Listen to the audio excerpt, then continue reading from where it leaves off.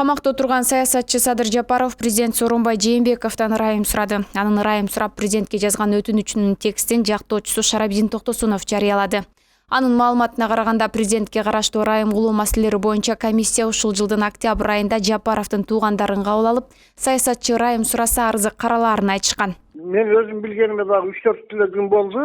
Көрсө бир ай мурда 16 октябрь 2009 жылы туугандарына айтып ошо Садыр Нуркожоевич жазып берсин, чыгарайлы деп айтышкан экен. Анан туугандары барып Садыр Нуркожоевичтен ошол ырайым боюнча жаздырыптыр. Садыр Нуркожоевич өзүнүн арызында адилетсиздикти айтмам. Адилетсиздикти айынан атам өлдү, апам өлдү, балам өлдү.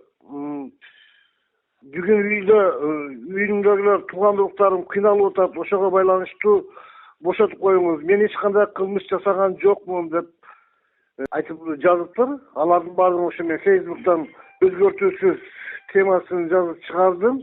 Бүгүнкү күнгө чейин бир айдан убакыт ашып өтүптүр. Бүгүнкү күнгө чейин жыйынтык чыга элек да. Менин пикирим боюнча ырайым бериш керек. Анткени буга чейин президент эгер Текебаев, Жапаровдор мага ушул ырайым берүү боюнча кайрылышкан болсо, мен жардам бере алам деп айткан. Анткени бөлөк учурларды мен сотко кийлигише албайм деп. Бул жерде сотко кийлигишүү жок. Ошондуктан президент толук бериши мүмкүн деп эсептейм. Кат президенттин дарегине жетип, президенттик аппараттын жазаларды аткаруу мамлекеттик кызматына кайра жөнөтүлгөнү айтылды. Ал эми жазаларды аткаруу мамлекеттик кызматы жактоочу жазылган катка керектүү документтер тиркелбегенин айтып, жактоочуга маалымат берилгенин билдирди. Түркиядагы Кыргызстандын мурдакы башкы консулу Эркин Сопоковдун уулу депутат Төрөбай Зулпукаровдун жардамчысы болуп иштеген. Бул тууралуу социалдык тармакка жарыяланды. Беспредел KG баракчасында Азамат Мамасалиев Сопоковдун уулу делет. Ал депутат Төрөбай Зулпукаровдун жардамчысы. Азамат Мамасалиев УКМКнын кызматкери болуп турганда пара алып жаткан жеринен кармалган деп айтылат маалыматта. Ал эми Жогорку Кеңештин депутаты Төрөбай Зулпукаров экс-консулдун уулу Азамат анын жардамчысы болгондугун айтып, атасы менен болгон ызы чуудан соң жумуштан арызын жазып кеткендигин билдирген. Атасы менен болгон ызы чуудан кийин арызын жазып кетип калды. Мурда КСДП фракциясынын катчылыгында иштеген. Мен Эркин Сопоков менен жеке тааныштыгым бар. Ал белгилүү акын Эгемберди Эрматовдун күйөө баласы. Өз кезегинде Жогорку Кеңештин депутаты болгон. Тыгыз байланышта иштегенбиз. Үй бүлөсүн тааныйм. Сопоковду тааныбайм десем, жигиттик болбой калат го. Кошумчалай кетсек, буга чейин социалдык тармакка жүктөлгөн сүрөттө Стамбул шаарында өлтүрүлгөн ишкер Айеркен Саймаети Жогорку Кеңештин Бирбол фракциясынын депутаты Дүйшөн Төрөкулов менен Ош шаарында олтурганы айтылып, талкууга алынган эле.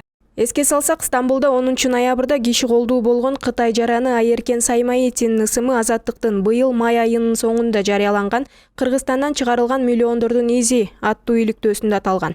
Анда $700 миллион тегерегиндеги каражат Айеркен Саймаети аттуу кытайлык жаран аркылуу бир нече жыл бою күмөн жолдор менен Кыргызстандан чыгарылып келгендиги тууралуу кеп болгон. Аны өлтүрүүгө шектүү катары 3 адам Түркиядан кармалган. Ош шаарынын Жапалак Кичи районундагы унаа жуучу жайда 11-класстын окуучусу каза болду. Бул тууралуу Ош шаардык ички иштер башкармалыгынын басма сөз кызматынын ага тескөөчүсү Абдысаттар Табалаков билдирди.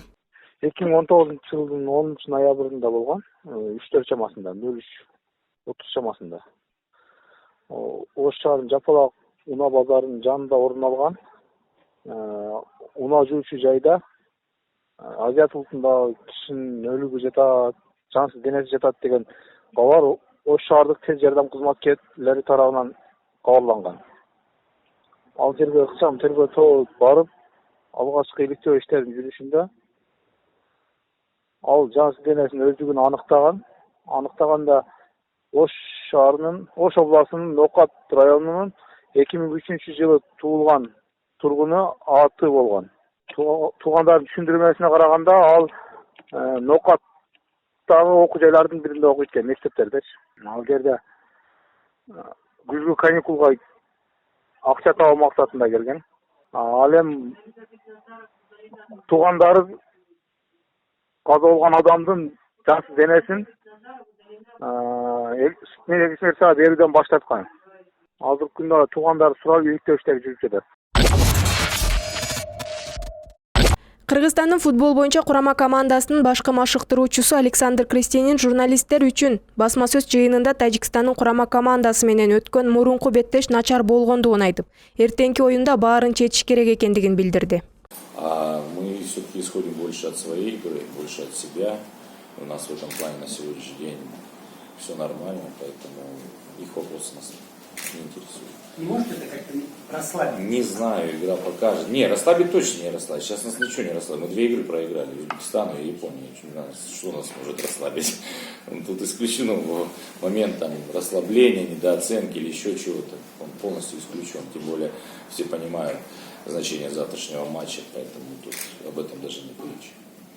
Кыргызстан менен Тажикстандын футбол боюнча улуттук курама командаларынын беттеши 19 ноябрда Бишкектеги Дүлөн Өмүрзаков стадионунда өтөт. Буга байланыштуу 19 ноябрда кечки саат 17:00 тарта стадионго чектеш Тоголок Молдо көчөсүнүн Чүй проспектисинен Фрунзе көчөсүнө чейинки аймагы, Фрунзе көчөсүнүн Исановтан Панфиловка чейинки бөлүгү мелдеш аяктаганга чейин жабылат. 20 ноябрдан 24 ноябрга чейин өлкөдө туруксуз аба ырайы күтүлөт. Бул тууралуу Өзгөчө кырдаалдар министрлиги маалымдайт. Маалыматка ылайык 20, 21, 24 ноябрларда мезгил менен жаан тоолуу райондордо кар жаашы мүмкүн. Жолдор тайгак жана тоңголок болот. Батыштан соккон шамалдын ылдамдыгы 4-9 метрден 20, 21 ноябрларда кээ бир райондордо 15-20 метрге чейин жетиши ыктымал.